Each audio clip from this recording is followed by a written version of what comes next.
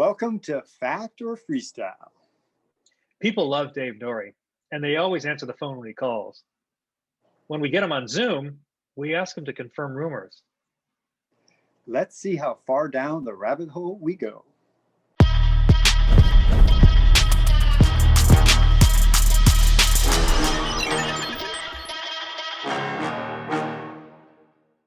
Hello. Hello. Hello, Joelle, and hello, Joe. Hi, Hello, Dave.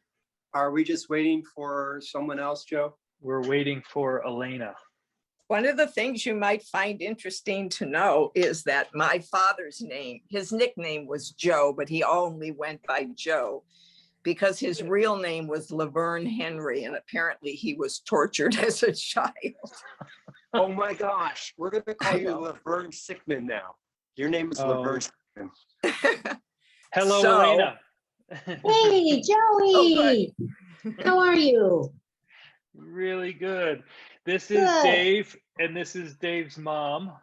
Hi. Hi. Hello. Hi. Hi, Dave's mom. I'm Joe's aunt. Hello. Favorite aunt. Right, Joe? Favorite aunt by There you far. go. Elena is the one who inspired my sense of humor, which is why I selected her as the guest for this particular show. Oh, very So interesting. sorry. It's her. Oh, I'm so sorry for that. I know You she know- has no sense of humor herself, right? You know, Joey, I figured it came from our Eastern European background, right? We did Exactly. 23 and me, and it came back as 23 and what the frick? That's where our sense of humor came from. So I guess we're Well- the inspiration in these guys' lives. There you go. Again, I apologize deeply and sincerely. So Dave's mom, how much has Dave explained to you so far about the show? All I know is that he talked about, well, we talked and, let something bubble up because he said you usually have a theme through it. And what came out was the theme was some of the things that David overcame. There's like a secret side of David that people don't know Ooh. And so like as a Joellen. child and things like that. So I have that. And I then thought that also, was just I'll give you guys kind of an overview of what this Okay. is about. So the name of the show is Fact or Freestyle. And the way it started about a year ago when Dave and I would call one another during COVID. And we were missing getting together with everybody at contests. And what we realized was that we were hearing rumors individually, but we were hearing portions of stories, Okay. but no one was able, but if it's just between two people, no one else is able to weigh in and say that it's true or that it's not. And so we were hearing lots of fractions of stories, and some of them became pretty outlandish, and we decided that maybe we should bring a couple more people into the room to see if we could validate these things. And then eventually it became the show. Now, along the way, we heard a couple other simple stories that other people heard and then added the behind the scenes. And Okay. okay. yes. And so we'll take you through this first one. This one, Fact or freestyle? Bob Haro is an over-gripper. so Dave was sponsored by the guy who invented freestyle, and his name's Bob Haro. And Dave did his run at this first contest. And then Dave, why don't you take us back to what happened when you met who was the greatest rider in history at that time? Yeah, so at the time I was riding, but I didn't really have a whole lot of a scene. I just would go hang out at the beach with some friends. I'd ride a lot by myself. I'd ride to and from school. And I ended up going to this contest. And this was actually the second contest that I entered. And Bob Haro came to meet me because he heard about me and there might have been an opportunity for me to do shows with him. So I was super excited. And I had just finished my contest run.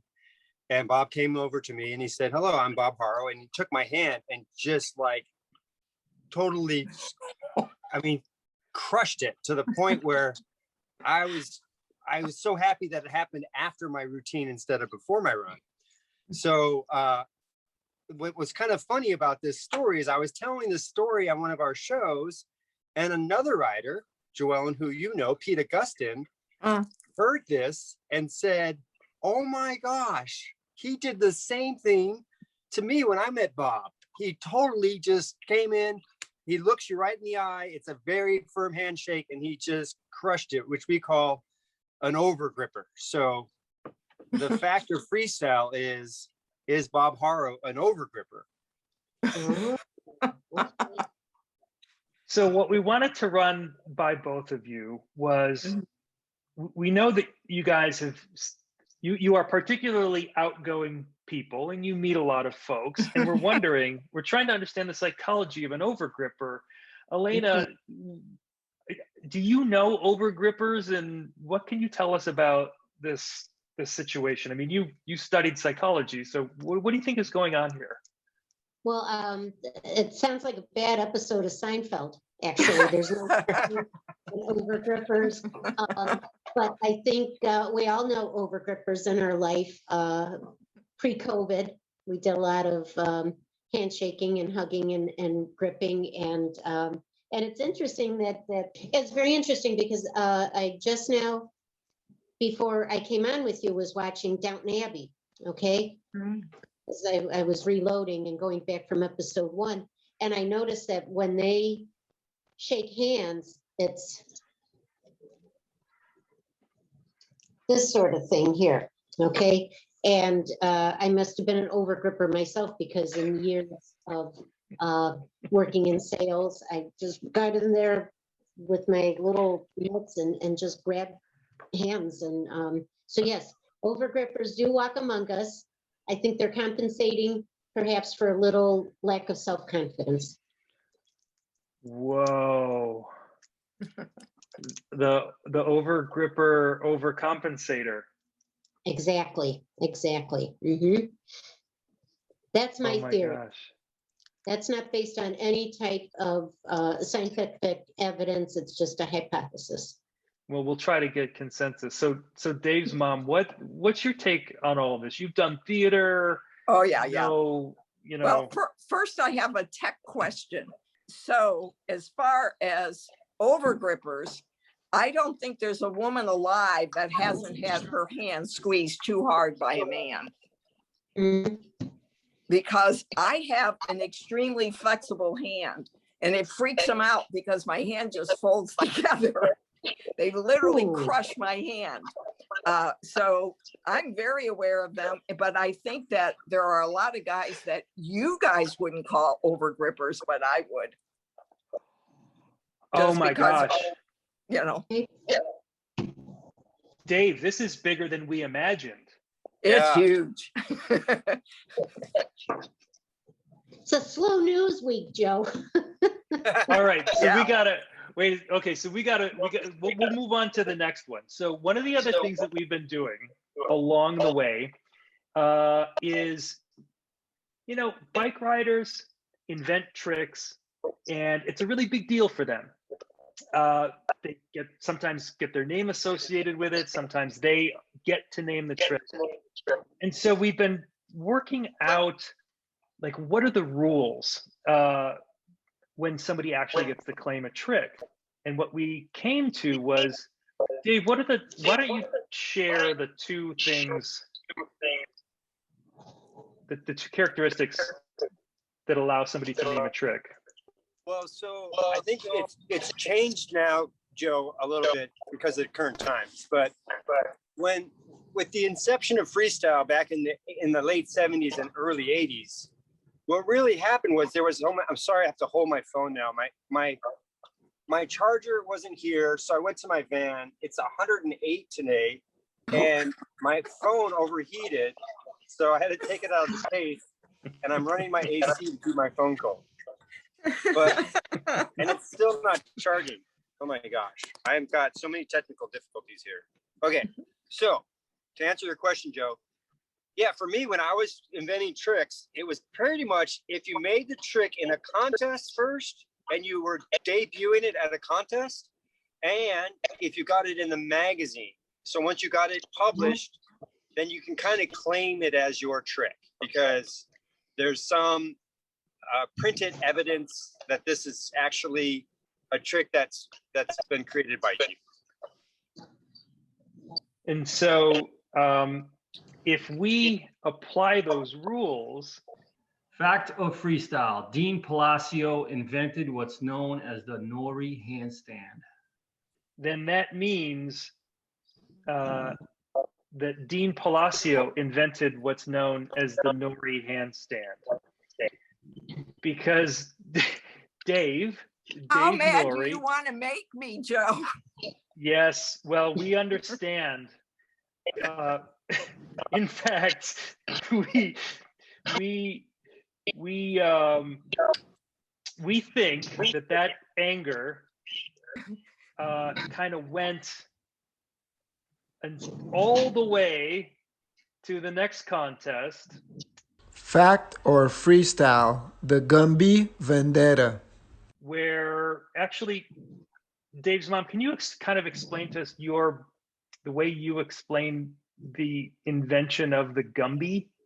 Yes, and the real Nourie handstand. Okay.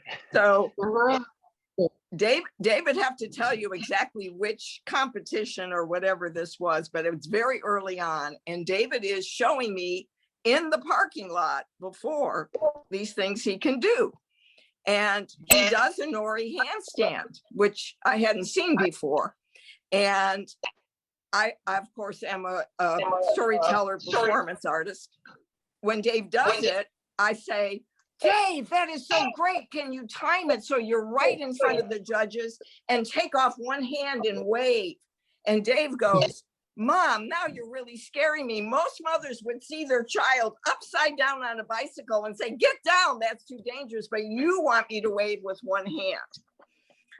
So he decides that he's going to try it, but his arms are tired. So he throws his legs over the handlebars so he can shake his arms out and leans under the bike, and the Gumby is created. So now he comes out of that, and I go, oh my goodness, David, you've got to do that. That's the most incredible trick. He goes, Mom, that really isn't a trick, and it's not even hard to do. I said, David, that is the weirdest thing I've ever seen. Nobody will ever forget who you are. And so he did follow his mom's advice. And as far as pictures, the first full page color picture of David in one of the BMX magazines was the Gumby, the thing he thought was no trick at all. Now, I don't know when the Nourie handstand got in there, but you better leave Gumby alone. So the Gumby is a really difficult trick, and I kind of have my doubts that it was invented only 10 minutes before the show or before the contest. It is on very rare occasion that any trick that has become iconic was invented 10 minutes before. And because mommy said so. Yes.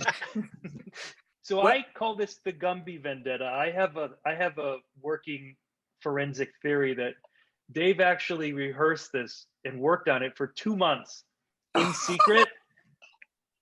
Oh. Well, I guess you were the right person to say, don't you dare mess with the Gumby. Because not only was I there, but something you need to know about me. One of the highest compliments I've ever received is from a man named Michael Mead, who is a folk mythologist, drummer, storyteller, and I've done a lot of work with him and a lot of deep sharing. And after that, he said, when the audience was sort of shocked, he said, you need to know Joellen is a truth sayer and there aren't many. So I would never lie about the Gumby, but I saw the Gumby from non-existence into I got to rest my arms to voila, we're there. Well, Dave, I guess Joe. this shuts down my theory.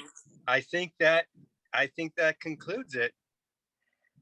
So Joe went on to say that I was so upset that Dean actually did the handstand in the contest first, and Dean got it in the magazine first, that I went to like make sure that the next trick that I made up, I was going to stake my claim. And so I just went riding solo, which I don't really do in general. I like to go ride in front of people. And that I did this for 2 months. And then I had this story that my mom created this trick with me 10 minutes before the run. Well, the challenge to the other false Nourie handstand, I would lay down the gauntlet. Has he had his mom on the bike with him during a Nourie handstand? Because Dave has. Oh. Okay. Well, I think this settles it. Rules.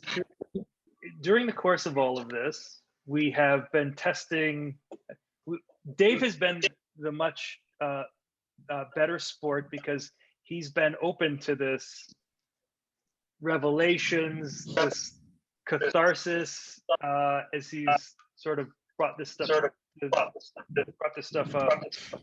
And so we agreed that today would be my turn, and I've actually prepared a video for you guys. Oh, cool. This is kind of a big deal for me because I've actually never shared this. Well, I've shared it with like a couple of people. So are you guys able to see the screen right now? Yes. Yeah. Good Lord. Incredible, right? Yeah.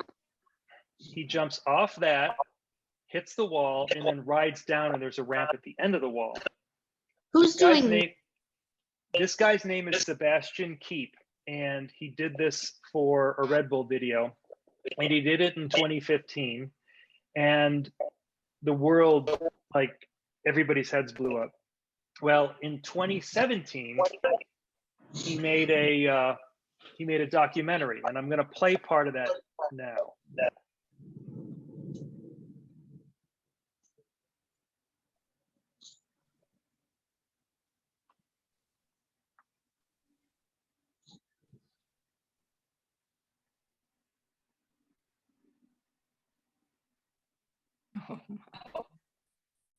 I know.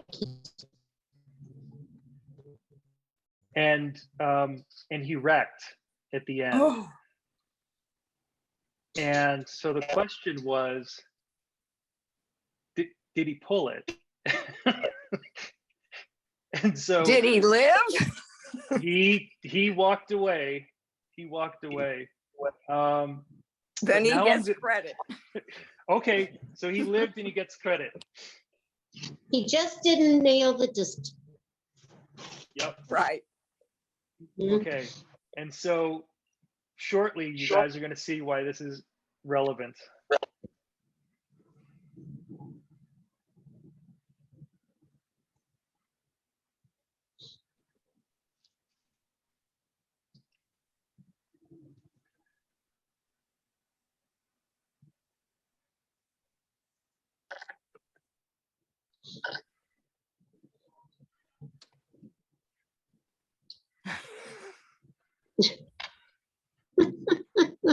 So you didn't pull it. You didn't ride out of it. I blew the ride out. Oh. Does it count? Sure, it counts. You know what the kids say? If it's not on Instagram, it didn't happen. So did you post this? Not only did I post it to Instagram, but there was a Red Bull app called Clash 'em, where people play 5-second clips and everybody judges. And I played that clip and I won, though I was the top winner 3 months in a row globally before they had to shut the app down. And so I've never actually shown anyone this clip. And so now I'm showing it to you guys. Because So it's does it legitimate. feel good to get this out, Joe? Because it seems like it's been waiting on you. No one else knows that you never pulled it. It does. So what do you think? Was this bad of me to hide for 6 years, 5 years, 6 years? Only if it hurt you. Well, it kind of did. Yeah. Is that the only footage that you have of this trick? Wait, what's the trick called? It's called the Terradoom. It is a no-handed jump from the front wheel to the rear wheel. Yeah, we want to see it right now, Joe. You're anticipating. That is the only time I have pulled it, and I sustained so much damage trying. That's the one time it's ever been done. And you didn't ride out of it. And I didn't ride out of it. So Joe, it seemed like that. Okay, going back to Dave Volker. Dave Volker did this big trick on this boulder where he went up onto this boulder and he landed it, but he didn't do the 180 and ride out. He put his foot down. And Dave said, I had to do it. I had to ride out. So I think it depends on the individual. We need to get Dave to see what he thinks, but I'm not sure, Joe. It's, I guess, how you're feeling about it. It seems like you're a little worked up about it. I am a little bit worked up about it because there was a lot of goodness that came from that clip, and I had to get it out. I had to get, and I needed to feel like I was in a safe space in order to do it.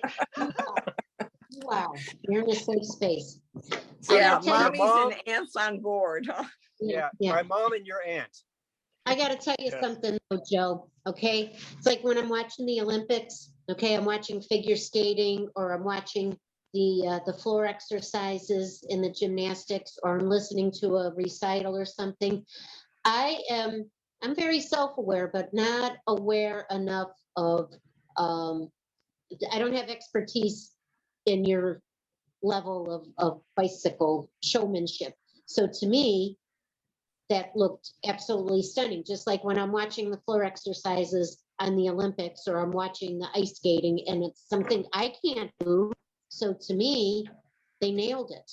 Okay. And then you got the Russian judge saying, oh, you know, she didn't do this, she didn't do that. So to me, you were splendid. So maybe, I think maybe the Russians aren't going to accept this, but everybody else will. Exactly. Because it all depends on your level of expertise. You folks looking at these tricks can say the pedal wasn't at a 180 or something like that, but to me, you're at the highest level, and I commend you, and I fear for life every time you do one of those things. Also, you know, Elena, when you brought up the Olympics, I think all of us see these stunning, stunning things, and then they take a step and they're discounted. But the world does not agree with that. So the world agrees with the aunts and the moms that say, are you kidding? That was fantastic. If you were to have done that in a contest that was judged, they still would have judged that trick and gave you points. They may have, like in the Olympics, taken a half a point off because you didn't ride out. Yeah. Now, it used to be different, though. It used to be different where if you touched the ground, that was like a real, I don't know, like now you can do a trick over and over in a contest and you don't necessarily lose points. If you then pull it, then you get your points.